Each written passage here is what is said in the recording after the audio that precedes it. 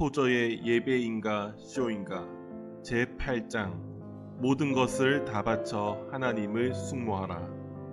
감탄의 단계에 올라서지 못하는 예배는 기초적인 수준에 머물러 있는 것이다. 예배자가 오로지 자신과 자신의 평안에만 관심을 쏟는다면 그는 아직 어린애일 뿐이다.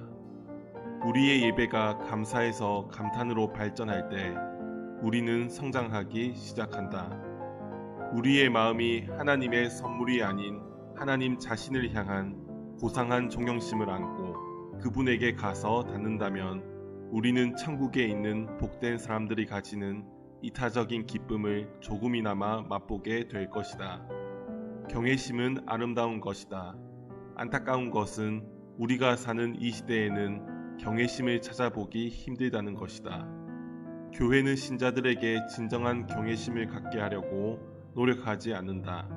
교회에 성화를 갖다 놓고 창문을 스테인드 글라스로 단장하고 교회 바닥에 값비싼 카펫을 깐다고 해서 경외심이 생기는 것은 아니다.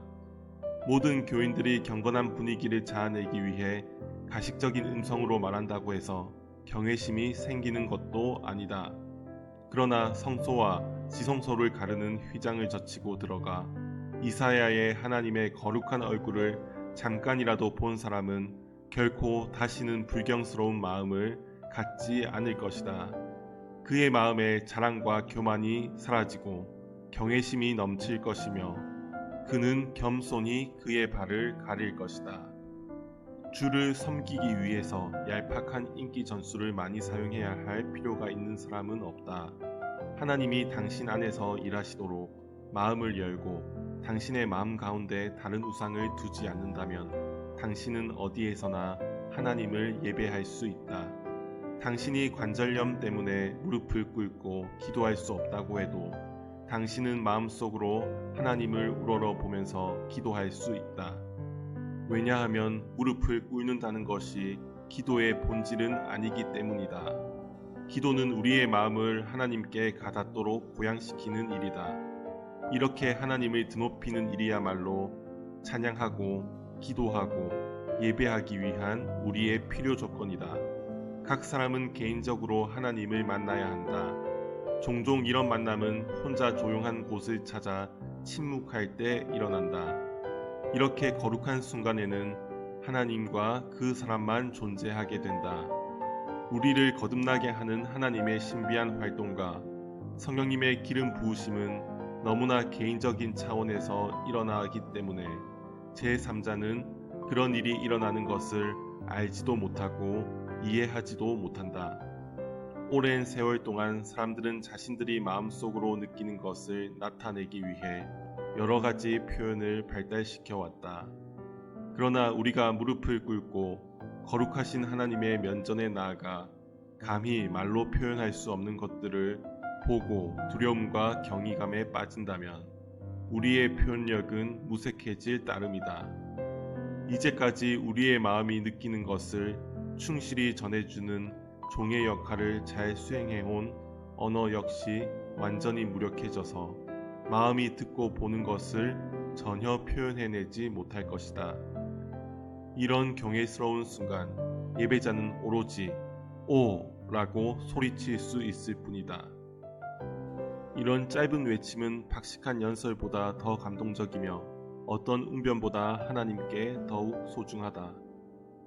우리 그리스도인들이 이렇게 오! 라고 소리칠 수 있으려면 조심해야 한다. 왜냐하면 오늘날 우리는 소위 평안을 전한다는 선지자들과 안정을 판매하는 세일즈맨들에게 속을 위험성이 있기 때문이다. 뿐만 아니라 우리의 기독교가 복음주의적 휴머니즘으로 전락할 위험 역시 늘 도사리고 있다. 복음주의적 휴머니즘은 영적 문제에 대한 고민도 깊은 묵상이 주는 평안도 모른다. 진실성이 없는 듯한 말로 유창하게 기도하는 습관에 빠지다 보면 대개 우리의 기도는 자기 자신에게 이야기하는 식으로 흐르기 쉽다.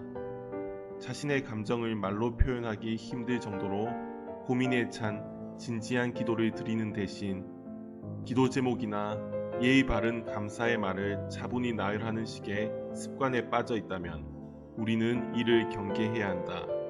왜냐하면 우리가 의식하든 못하든 그 다음 단계는 대개 영적 침체이기 때문이다. 복음주의적인 교회 어디서나 음란한 이 시대의 영향력을 느낄 수 있다. 집회에서 부르는 많은 곡에서도 성령님의 감화보다는 낭만적인 분위기가 더욱더 지배적이다.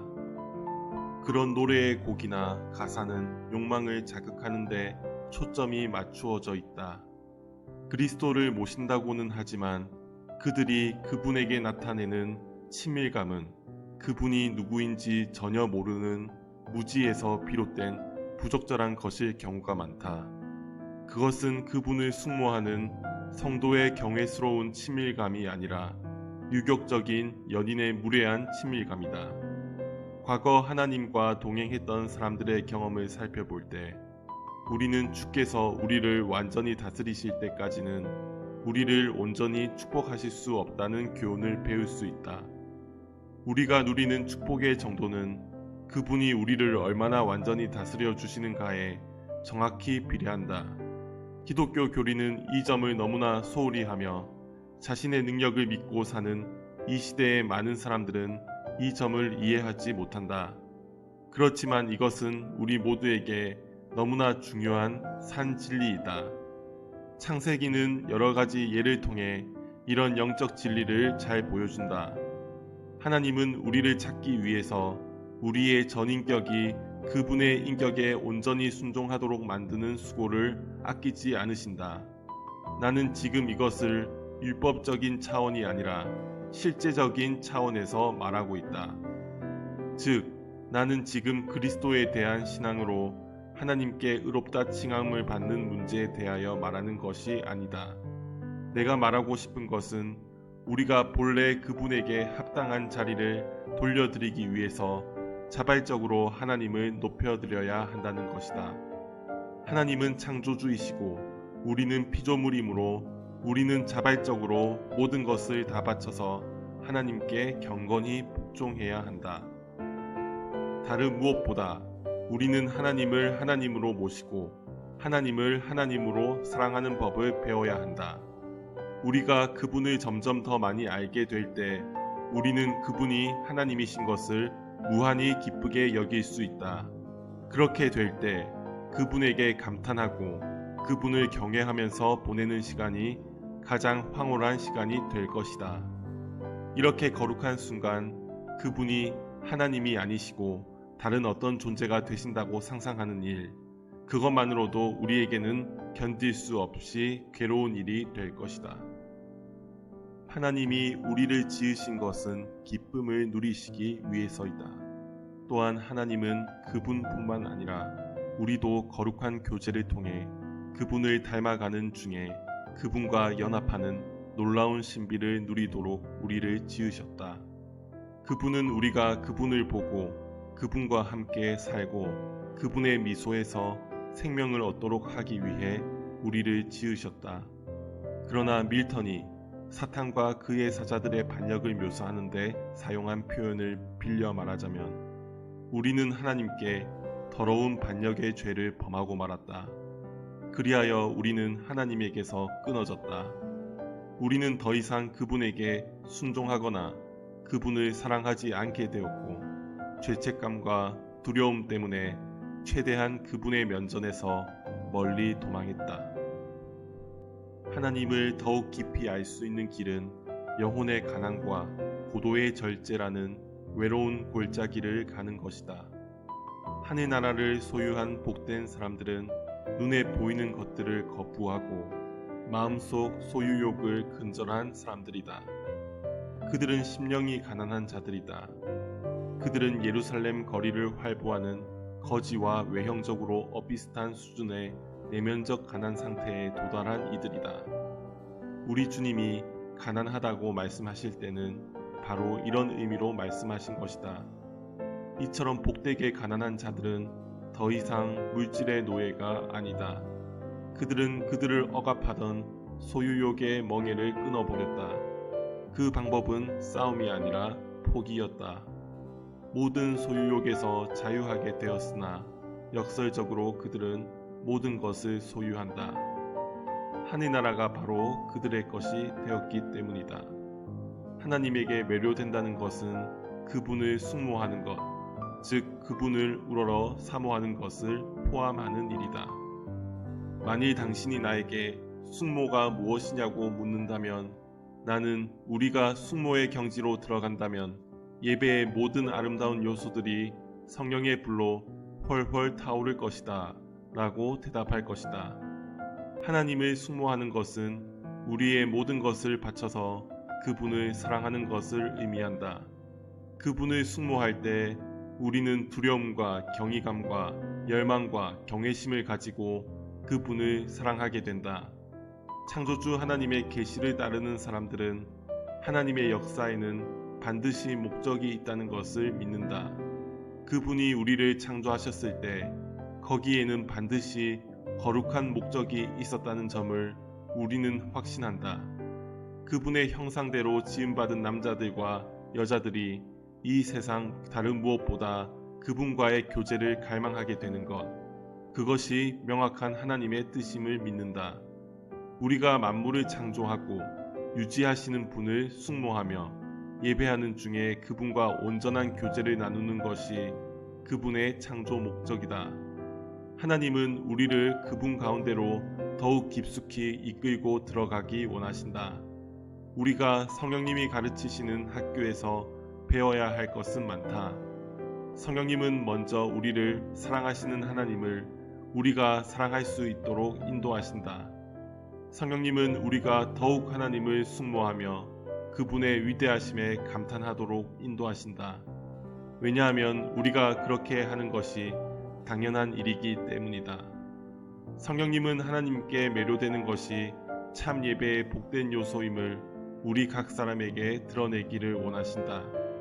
성령님은 하나님이 어떤 분인지 알고 지극히 기뻐하고 예배하면서 도덕적 정열에 불타는 것이 얼마나 복된 일인지를 우리에게 가르쳐 주고자 하신다. 성령님은 전능하신 하나님이 얼마나 높고 크시며 영광스러운지를 우리가 알고 놀라기 원하신다. 성령님이 가르쳐 주시는 이 모든 것은 끝이 아니라 시작일 뿐이다. 이 점을 배운 우리는 하나님과 교제를 시작할 수 있다. 그분과의 교제를 어디에서 끝내야 할지 아는 사람은 없다.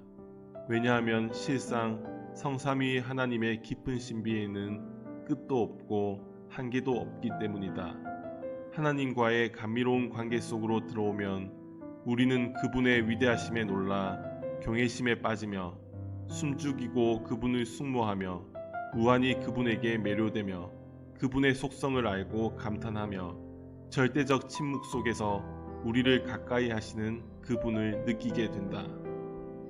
안타깝게도 이제 대부분의 집회에서는 하나님을 향한 경외심을 찾아보기 힘들게 되었고 몸된 교회의 연합을 맛볼 수 없으며 엄숙함과 고요함과 경의와 거룩한 두려움과 하나님의 임재를 느낄 수 없다. 그 대신 때로는 맥 빠진 듯한, 때로는 공연히 목청만 높이는 찬송 인도자가 어색한 농담을 늘어놓곤 한다.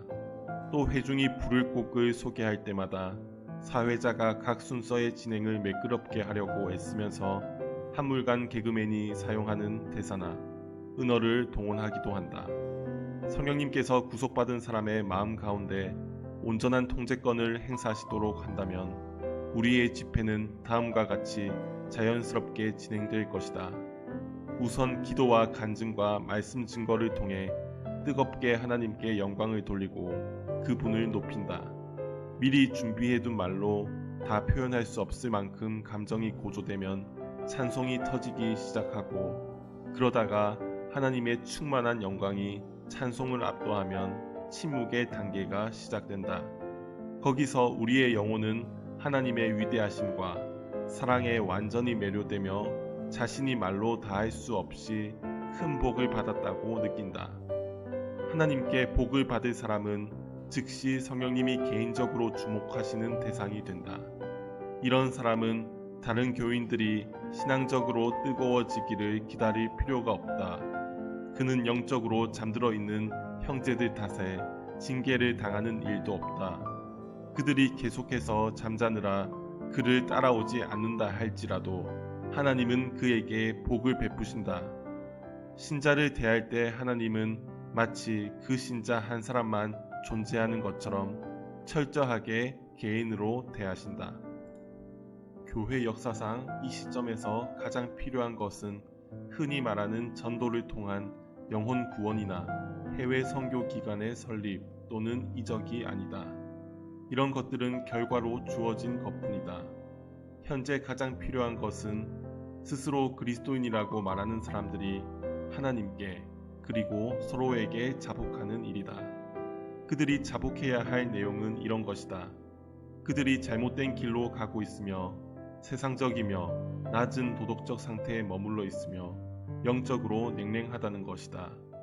우리는 이제 수많은 비성경적 활동을 중단하고 우리가 보냄을 받지 않는 곳으로 달려가는 행위를 즉시 중지하며 우리의 육신적 프로젝트들을 하나님의 영광을 위하여 주님의 이름으로 추진한다는 미명하에 미화하는 행위를 중단해야 한다. 우리는 신약의 메시지와 방법과 목표로 돌아가야 한다. 의분에 사로잡혀 성전에서 소와 양과 비둘기를 파는 모든 자들을 담대히 쫓아내고 환전상들의 상을 뒤집어 엎어가며 성전을 정화해야 한다. 그런데 중요한 것은 이런 성전 정화가 바로 우리 삶 가운데 먼저 일어나야 한다는 것이다. 그런 다음 우리가 속한 교회에서도 일어나야 한다. 우리의 마음이 성령님을 통하여 영적 갈등에서 벗어나게 되면 우리는 내주하시는 그리스도를 체험하는 놀라운 복을 누리게 된다. 우리의 마음이 하나님의 뜻에 복종하면 더 이상 하나님과 갈등을 일으키지 않게 되며 그 결과 그분은 우리 안에서 아무런 제약도 받지 않고 우리와 조화를 이루며 사신다. 이런 상태에서 하나님은 우리 안에 그분의 생각들을 일깨워 주신다. 즉 하나님은 우리에 대한 생각, 그분 자신에 대한 생각, 죄인들과 성도들과 아이들에 대한 생각, 교회에 대한 생각, 죄와 심판과 지옥과 천국에 대한 생각을 일깨우는 것이다. 하나님은 우리에 대하여, 하나님 자신에 대하여, 우리를 향한 하나님의 사랑에 대하여, 하나님을 향한 우리의 사랑에 대하여 생각나게 하신다.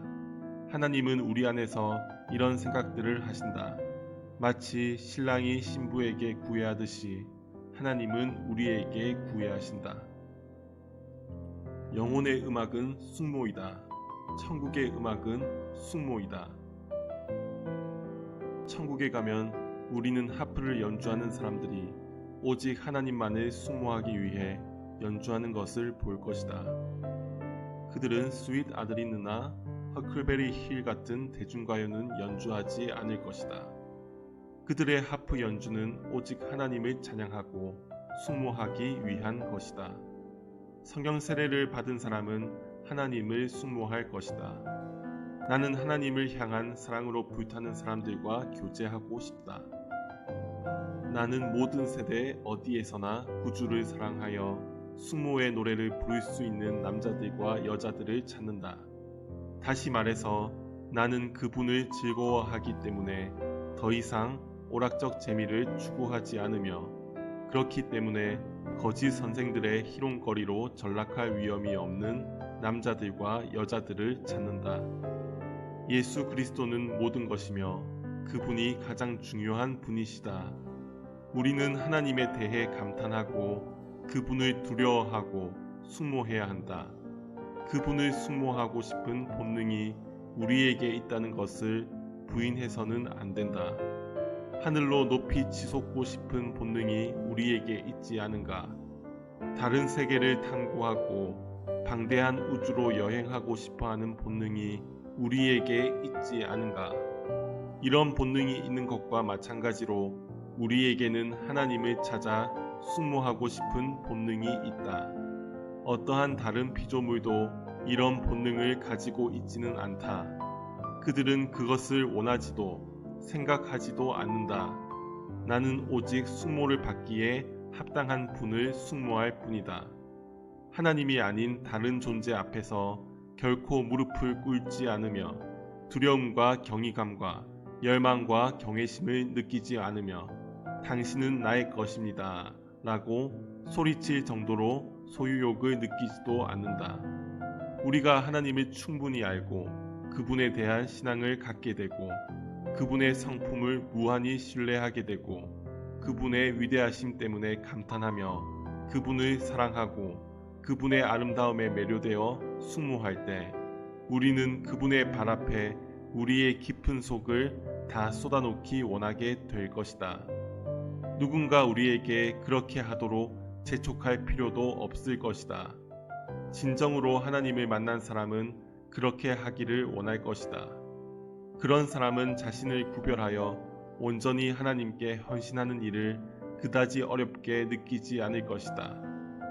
그는 자진하여 자신을 하나님께 드릴 것이다. 어떤 사람을 존경하기는 하지만 그에 대해 감탄하지 않을 수도 있다. 신학적으로 하나님을 존경하면서 당신이 체험한 하나님을 경모하지 않는다는 것은 있을 수 없는 일이다. 왜냐하면 자신의 형상대로 인간을 만드셨을 때 하나님이 인간에게 그분의 크고 위대하심을 인식할 수 있는 능력을 주셨기 때문이다. 예수님이 탄생하셨을 때 두려움과 경이감을 가지고 그분을 찾아와서 찬양한 사람들은 목자들이었다. 성경에 따르면 그들은 두려워하며 그분을 찾아왔다고 한다. 그러나 이 두려움은 임박한 멸망을 두려워하는 그런 두려움이 아니었다. 미신적인 사람들이 금요일에 검은 고양이를 볼 때 느끼는 그런 두려움도 아니었다. 그것은 경건한 두려움, 마음을 치유하는 두려움이었다. 그것은 경외심과 경이감으로 가득한 유익한 두려움이었다. 그때 이런 두려움을 느꼈던 그 목자들은 그 후로도 오랫동안 경건에 큰 유익을 얻었을 것이다. 만일 우리가 그리스도 앞에서 경이감에 사로잡힌 채 무릎을 꿇을 수 없다면 우리는 교회에서 하듯이 의무적으로 경의를 표할 수는 있겠으나 마음에서 우러나와 그분을 예배할 수는 없을 것이다. 교회에 가면 나는 슬퍼진다. 왜냐하면 우리 세대는 예배 중에 성스러움을 느끼지 못하기 때문이다. 교회에서 양육된 많은 사람들에게는 하나님을 경외해야 한다는 생각이 없다. 이것은 그들이 하나님의 임재를 믿지 않기 때문인 것 같다. 많은 현대의 그리스도인들이 주일 아침 1시간 동안 예배드리는 것만으로 하나님에 대한 충분한 순모의 표현이 된다고 믿다니 나는 참으로 이해가 되지 않는다. 그분은 그들을 창조하고 그들을 구원하여 자신에게 되돌려 놓으신 거룩한 하나님이 아니신가? 나는 여러 차례 장례식에 참석한 경험이 있다. 그런데 장례식을 인도하던 목사는 고인이 바로 천국에 갔다고 설교했다. 그러나 나는 한편으로 이런 생각을 해보았다. 고인이 생전에 어떤 삶을 살았는지 살펴본다면 아마도 고인은 끊임없이 하나님을 찬양하고 숙모하는 천국이 너무 지겨워 눈물을 흘리고 있지 않을까 하고 말이다. 이것은 물론 나의 개인적인 견해이다. 그러나 나는 죽음을 통과한다고 해서 우리의 태도나 기질이 바뀔 것이라고 믿지는 않는다. 이 세상에서 천국에 대해 말하거나 노래하는 것을 불편해한 사람이라면 죽음을 통과한다 해도 특별히 열성적이거나 성의 있는 삶을 살게 되지는 않으리라는 것이 나의 생각이다. 현재 하나님을 향한 예배와 숙모를 지겨워한다면 죽음 이후에도 역시 마찬가지일 것이다. 나는 하나님이 어느 누구라도 억지로 천국에 집어넣지는 않으신다고 믿는다. 나는 그분이 우리에게 너는 땅 위에 있을 때 나를 예배하는 일에 흥미를 갖지 않았다. 그러나 천국에서는 내가 예배에 가장 큰 관심을 가질 것이다. 언제나 나를 예배하도록 만들어 주겠다 라고 말씀하실 것이라고 믿지 않는다. 신자들은 불타는 떨기나무가 되라는 부름을 받는다. 그들이 반드시 위대한 사람이 되거나 조직체를 만들거나 큰 사업을 추진하라는 부름을 받는 것은 아니다. 그들은 우리를 아름답게 만들어주는 하나님의 불을 마음속에 간직한 사람, 하나님을 만나는 위대한 체험을 통해 정화된 사람들이 되라는 부름을 받는다. 때때로 냉정하고 사실적이고 영향력 있는 신학자들 중 어떤 이들은 나를 신비주의자라고 비난한다. 나는 그들의 비난에 굳이 반박하지 않는다. 왜냐하면 신비주의자에 대하여 나는 신비주의자는 성령님 안에서 예수 그리스도를 통하여 지금 하나님과 교제하는 것이 가능하다고 믿는 사람, 몸은 사람들 앞에 있지만 영은 하나님 앞에 있음을 느끼는 사람, 천국이 자기 주위를 온통 두르고 있다고 느끼는 사람이다 라고 정의하기 때문이다. 나를 이런 의미의 신비주의자로 규정하고 비난하는 사람들이 있다면 나는 나의 유죄를 인정한다. 그렇다. 나는 신비주의자이다. 신비주의자라는 말은 성경시대의 성도들에게서 공통적으로 나타나는 영적이고 개인적인 체험, 그리고 성경시대 이후의 시대의 수많은 신자들에게서나 볼 수 있는 체험을 가리키는 말이다. 여기서 나는 복음주의적 신비주의자를 말하는 것이다. 즉 복음을 통해 하나님과 깊은 교제를 나누는 사람을 가리켜 말하는 것이다. 이런 사람의 신학은 바로 성경에서 가르치는 신학 이상도 이하도 아니다. 그는 옛날에 선지자들과 사도들이 걸었던 진리의 길, 그리고 그 후 여러 세기 동안 순교자들, 개혁가들, 청교도들, 복음 전도자들, 십자가의 선교사들이 걸었던 진리의 길을 걷는다. 그는 흔히 볼 수 있는 정통 신앙의 그리스도인들과 다르다. 그 이유는 그들과 달리 그가 그의 존재의 깊은 곳에서 그의 신앙을 체험하기 때문이다. 그는 영적 실제의 세계에 거한다. 그는 자기 자신의 본성 안에 그리고 그의 주변의 세상에 하나님이 임재하시는 것을 조용히, 깊이, 때로는 황홀경 속에서 의식한다. 그의 신앙적 체험은 기본적인 것이요 시간의 역사만큼 오래된 것이다. 그것은 하나님의 영원한 아들과의 연합을 통해 하나님을 직접 아는 것이다. 그것은 우리의 지식을 초월하는 것을 아는 것이다.